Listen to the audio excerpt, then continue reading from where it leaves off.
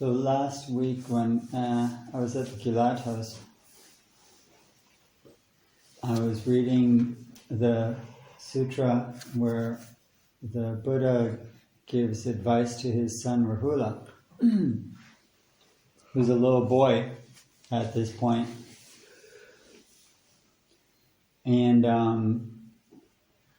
there's one or two sutras where the Buddha addresses his son. And the commentary says he was 7 years old at this time. And you wonder if there's a one or two teachings that the Buddha is going to give his child and is going to be recorded in the sutras, so that throughout all time, this is sort of like the teaching that he gave his son. And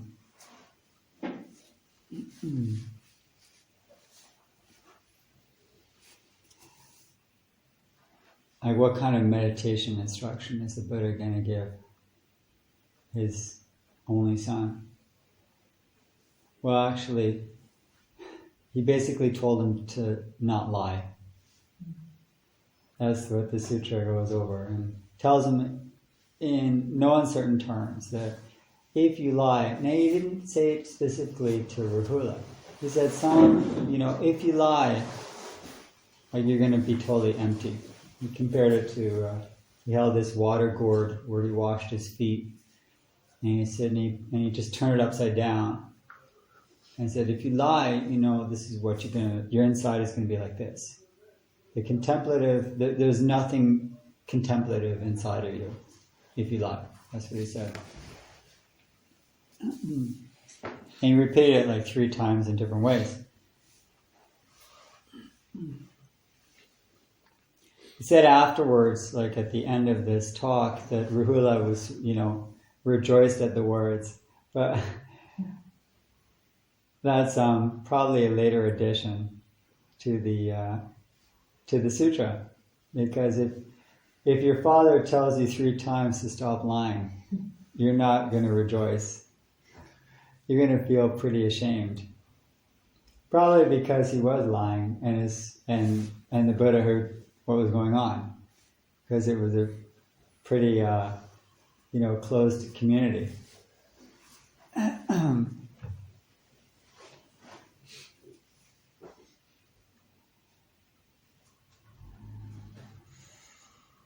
The other sutra where the Buddha is addressing his son, he holds up a mirror and he says, do you know what this is for? And he says, yeah, it's for reflection. And the Buddha says, yes, exactly. Before you speak, you should reflect. And before you act, you should reflect. And he went over how you should reflect. You should reflect beforehand, thinking, are my intentions correct? You should reflect while you're doing it, the action, is this, going well? And then after the action or the speech, you should reflect, did it work out? Was it beneficial or harmful in any way? So there are like 3 aspects of reflection that he taught to Rahula to do before any act of speech or any action that he commits to. Reflect before you do it. Is this, from a good place? And is it going to serve? Reflect while you're doing it. Is this, going well? And reflect afterwards. Did it work out? And how could I improve it?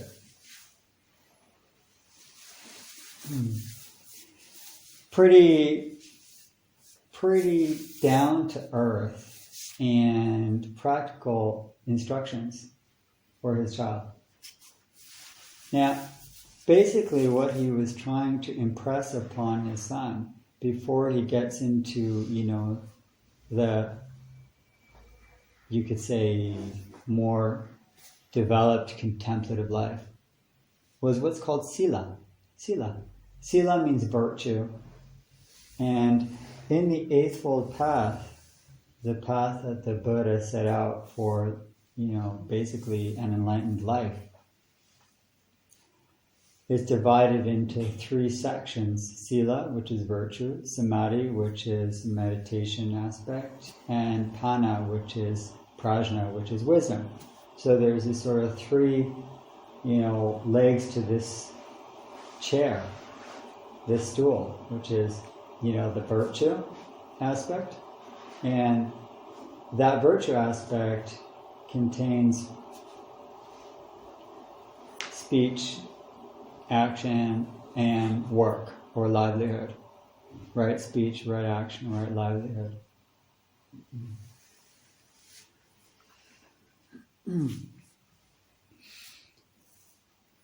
Now, that's a lot, actually. It's a lot to reflect upon when you're trying to live a good life. And the reflections are not so complicated. Usually when we use the word reflection, we think about sort of a deep contemplation about myself and my place in the world and the world with others. And here it's pretty straightforward.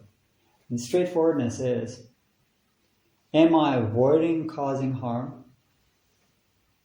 Am I helping others to suffer less? It's not only am I not causing suffering, am I helping to reduce suffering? Because the sort of overall goal in this path is the end of suffering. Enlightenment will take care of itself. At this place and time in our lives, it's about eliminating suffering. And Sīla, virtue, is all about that. How can we live a life that causes less harm? And that's a reflection we should be having with every time we open our mouths, or use our bodies, or go to work. Am I avoiding or reducing the harm I cause? Am I increasing the help I'm doing?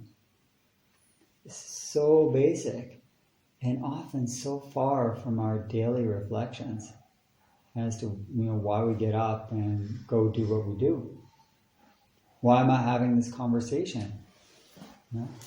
And are my words harmless? And if, even more than that, helpful? Not just are they pleasing, are they skillful? Skillful for what? Usually it's skillful to get what I want to get. And I'm not necessarily thinking that so consciously, but that's my sort of hidden agenda, hidden from myself. My agenda that's hidden from myself is that I'm usually trying to take care of my life. And I, wrap it with a lot of perhaps beneficial intentions. But if the core ego and selfishness is there, it's going to work its way through. The Buddha wants us to reflect on those 3 ways that he taught his 7-year-old son. Before I do something, what are my intentions? While I'm doing them, am I maintaining those intentions? And afterwards, were those intentions served? Yeah, it's not to look back and say, I was guilty. But how can I improve in causing less harm and helping more the common good? This is real basic about what we call a spiritual life. So the spiritual is actually incredibly common sense practical. And the virtue, the Sīla aspect of the Eightfold Path, the Eightfold Path, the enlightened way, is reminding us that if you want to live an enlightened life, it's about how you speak, it's about how you act, and it's about how you live your daily life, what kind of work you do.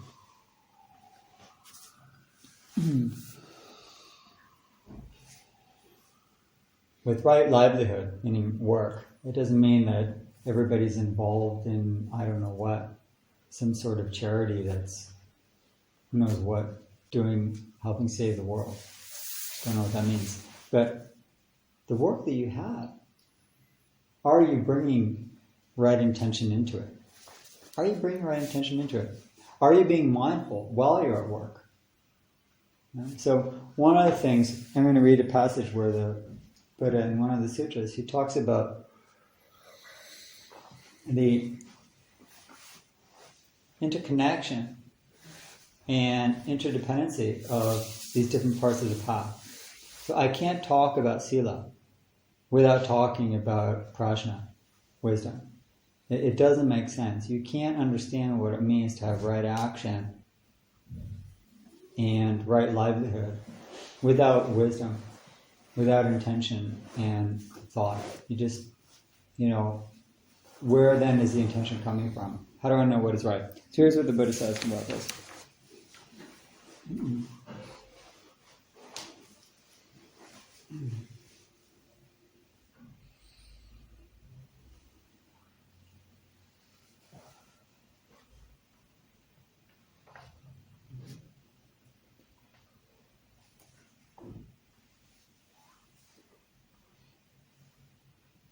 And how is the right view the forerunner of all this? The right view, the part of the Eightfold Path, the right view, meaning right understanding. And right view is generally understood as, being aware of the Four Noble Truths and the truth of impermanence, and having the end of suffering as, the primary goal. It's also understanding about karma, of how your actions lead to similar actions. How is right view the forerunner? One discerns wrong action as wrong action, and right action is right action. That is one's right view. You understand, you see wrong action is wrong action, and right action is right action. That is right view. And what is wrong action? Killing, taking what is not given, harmful sexual relations. That is wrong action. One tries to abandon wrong action and to enter into right action. That is right effort. One is mindful to abandon wrong action and to enter and remain in right action. That is one's right mindfulness. Thus, these three qualities, right view, right effort, and right mindfulness, run and circle around right action. So, I want to pause and re-examine that for a moment. We're talking about right action, and right action is generally talked about as the precepts, of keeping the precepts. There are 5 basic precepts that practitioners take on, lay practitioners take. These precepts are sort of commitments. And they're commitments to cause less harm. And that has to do with not taking life, not killing. It has to do with not taking what is freely given or earned, and that means not stealing. It has to do with having clarity, which is not taking intoxicants so that your mind is clear. Because if your mind isn't clear, then how do you know what is right and wrong and what is harmful or helpful? If you're unclear. It's about having unharmful intimacy. So the intimacy or sexual relations are only, helpful and not harmful. And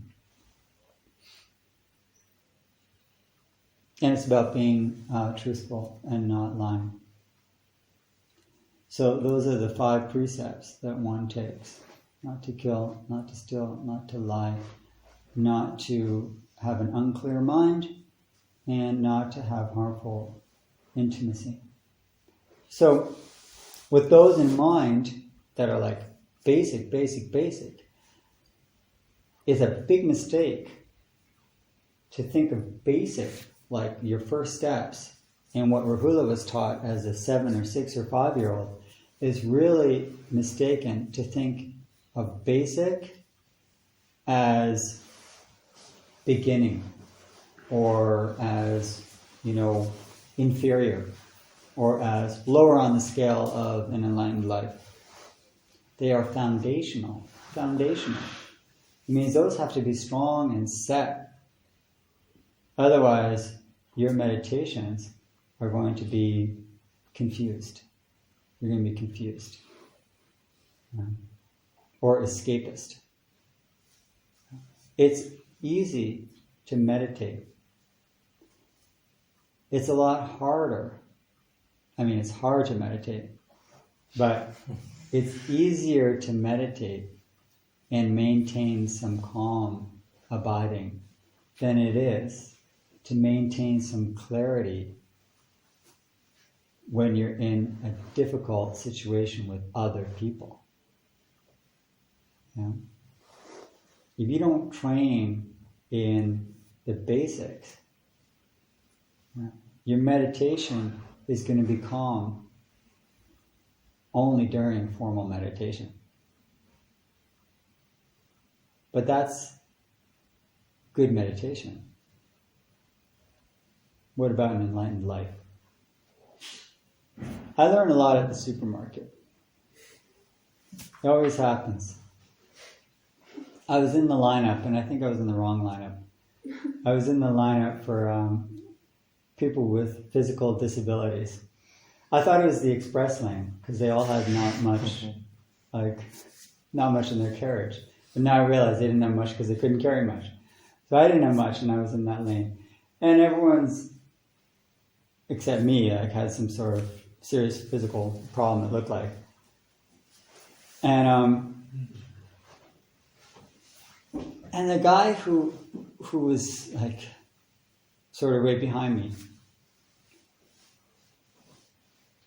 he's having a hard time. But he was more having a hard time because he was very agitated.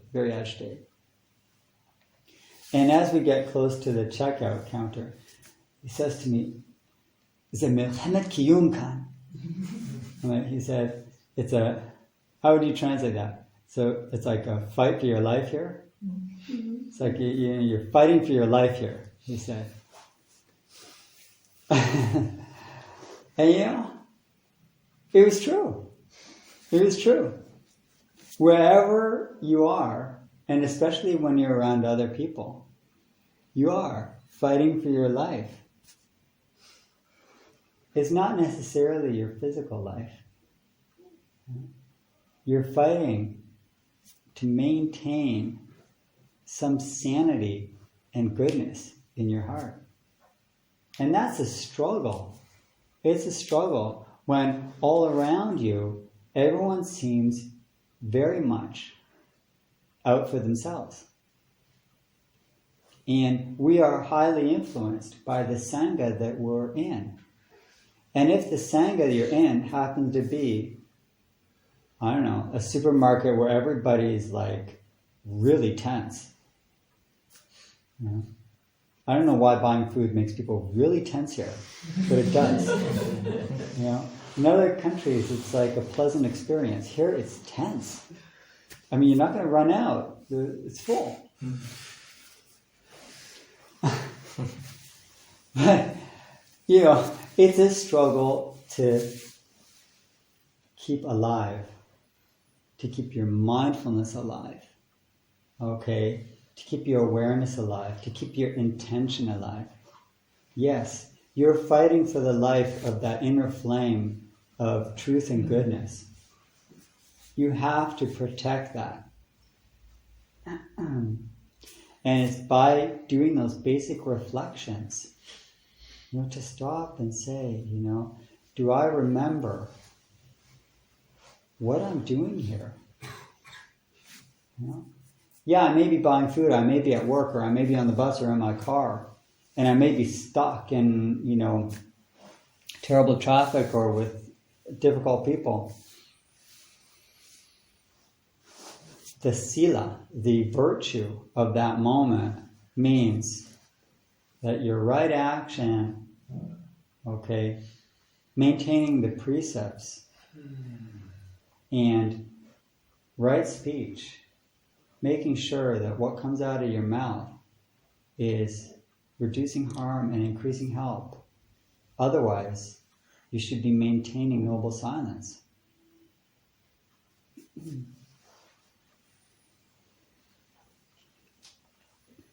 This is where, as he said, these right intention, right understanding, and right effort are circling around right action. They're protecting it, circling around right action to make sure your action will be correct. And you will know the difference between right action and wrong action. What is wrong? That which is harmful. What is right? That which helps and is beneficial to your mind and to others. It's simple, but difficult. But what will help you when you are called to action, and it could just be in a line or it could be in a momentous time of your life, whether it's then or now, what will help you is always circling your mind, your life, with that right intention, with those reflections, with that pause. And it does mean, in order to live virtue and remember Sīla, you need to pause frequently and hold that mirror up to your mind and say, what is the state of my mind now? Am I agitated? Am I desirous? Am I moving towards harm? Not necessarily harming others, but perhaps harming the natural equanimity of my balanced state of mind, my natural clarity. Am I filling it up with useless chatter?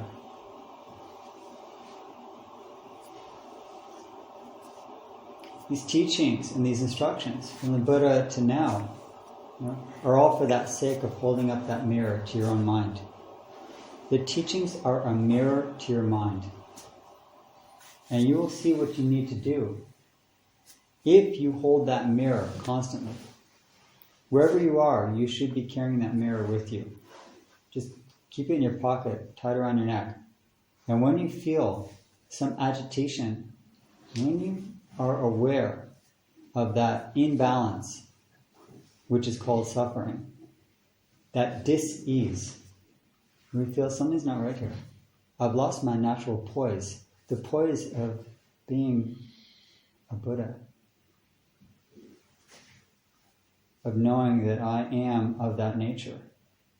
You don't even have to say that. Those are just words. But being able to maintain some equanimity and heart in every situation. When you lose that and you feel small, hold up the mirror. If you really want to see depth, hold up the mirror. Because basically what it does is it meets another mirror. And when two mirrors meet each other, they go back infinitely. So if you really hold up the mirror of the teachings to your mind, it's endless depth.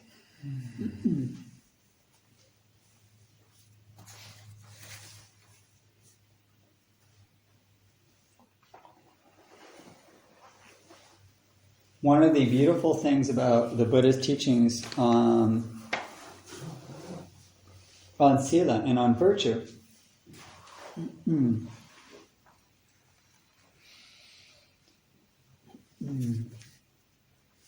is that it's not seen necessarily as what you should not do.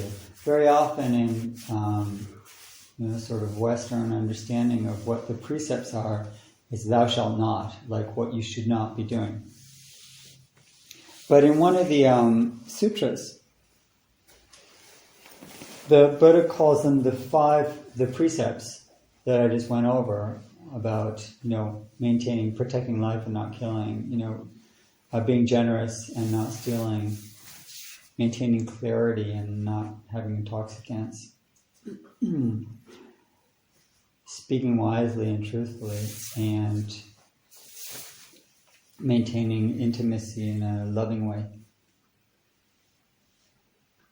Instead of what not to do, he entitles them the 5 faultless gifts.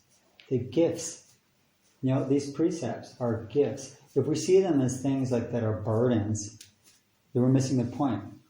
It's a gift that we can receive about how to live well, And when you do that, it's such a burden that is dropped from your shoulders. Here's how he said it.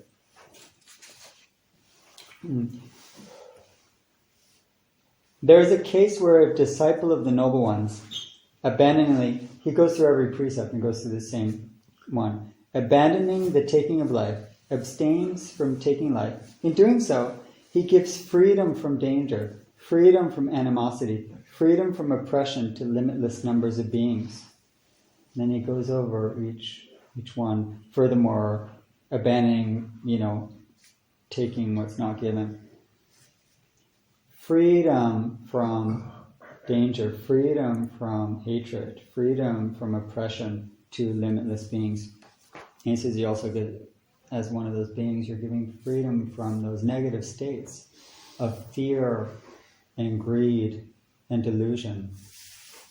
Those are the three poisons that when you do practice these precepts from the right intention, you're freeing yourself, first and foremost, from the burden of fear and the burden of aggression, the heavy weight of always wanting. It's heavy. Then there's a lightness. When we take on these commitments, we're releasing the heaviness of fear and anger.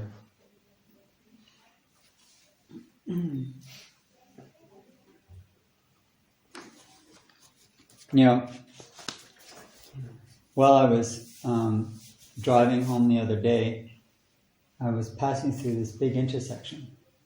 And in the middle of the intersection, it was very early in the morning, so there was nobody, nothing there, except there was a group of crows right in the middle of the intersection. And as I drive by, I'm like, what are they doing?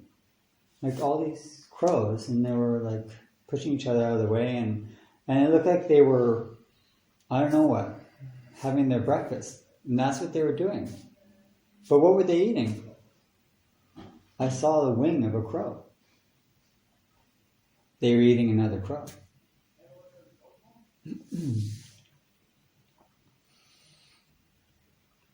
We would call that unvirtuous if we were humans. We have Sīla, right? We have a way to rise above and no longer attack the weak. We don't have to live a crow's life,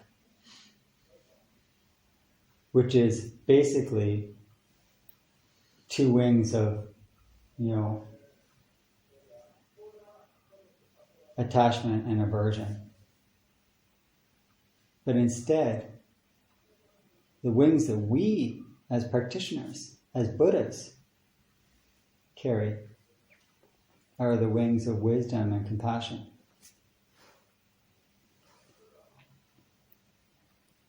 So we should take this practice to heart and know that at any moment you can replace one set of wings for the other. One that keeps you on the ground and afraid, or one that can allow you to really soar with that lightness which is a true freedom from fear and anger, and the freedom to love more, truly. And it really starts and ends with that circle of Sīla, of virtue, which involves truly all of the other steps on that path.